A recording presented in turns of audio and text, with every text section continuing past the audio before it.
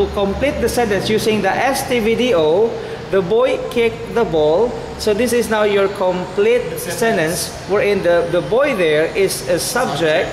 Of course, this is a subject part. Then kick the ball is the predicate part. Now using the STVDO pattern, boy is subject and kick is transitive verb because it takes an object. There is a receiver of the action. Then ball there is your object, and that object is your direct object. That is an example using the STVDO. So this is your sentence which is followed by an object. That object there is your direct object using the STVDO pattern. Then another example, you said, by a series of transformational rules, the girl punched the wall. Now, you have examples of different phrases. That is correct. The girl. The girl is a noun phrase, right? That is also followed by another phrase, punched the wall. If we talk about phrases, there are two phrases in the sentence. What you have given to me. The girl is a noun phrase, punch the wall is a verb phrase. But if you do only identify the noun, girl is a noun. But because there is a modifier of the word girl, the modifier is the article the, this is a definite article, then it becomes the noun phrase. Then another one is punched. Punch is a verb, but because there is another noun phrase or another words, you have this noun and this is your article, the wall. But the wall here is also considered as your noun phrase. But because it belongs to the predicate part of the sentence, and punch is a verb plus the rest of the sentence plus the noun phrase equals verb phrase, because punch plus the rest of the sentence plus the noun phrase is equal to the verb phrase. That is how we determine the use of the sentence based on the SIV, based on the STVDO, based on the SLVC, based on the STVIODO, and based also on the STVDOOC.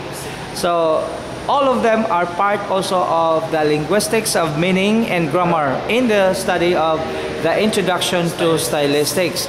Now, in parsing a diagram, this is also correct. You said, you wrote here that sentences are shown in graphical way. You have the sentence and the sentence there. For example, the boy kicked the ball is a sentence, and you also identify the boy as a noun phrase, and the subject, of course, is boy. Then you have to determine that subject part, the, which is your definite article, and boy is noun. So you have article plus noun. This is a part of the subject, that is subject part, but that is considered as a complete subject. And if you also determine by identifying the function of the article the and another function of the noun boy, that is also considered as the noun phrase. Then you have the verb phrase as part of the predicate part of the sentence. For example, kick the ball, of course, is a verb phrase, but if you do only identify one verb, kick is only one verb. But if there is another additional word or another words present within the predicate part, that is considered also a verb phrase. But the rest of them after the subject is considered as what? As the predicate part of the sentence. So you have, this is also correct, you have the verb phrase, then you have the noun phrase, then you also identify the object, but your article is wrong. It should not be like this. It's not like this one. It should be article, then plus noun again. It was caught. I did not mean it because I checked that the spelling again is not right. It's not correct. But the cat kicked the rat. This is also considered as the complete sentence. You identify the cat here as the noun phrase, then the kicked as a verb, then the rat is another noun phrase. But the rat as the noun phrase is part under the predicate part, of course, kicked as a verb. Then if you identify the verb phrase, kicked plus the noun phrase or the rat is your verb phrase.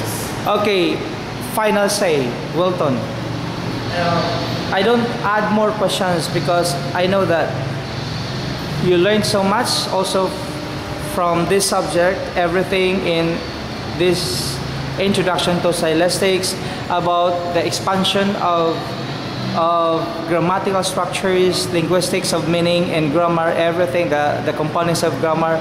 So there's no need for me to elaborate more because as the reporter, you also do research about these things, about this topic, linguistics of meaning and grammar.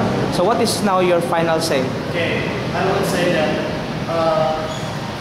intellectual statistics, it is very important to everybody.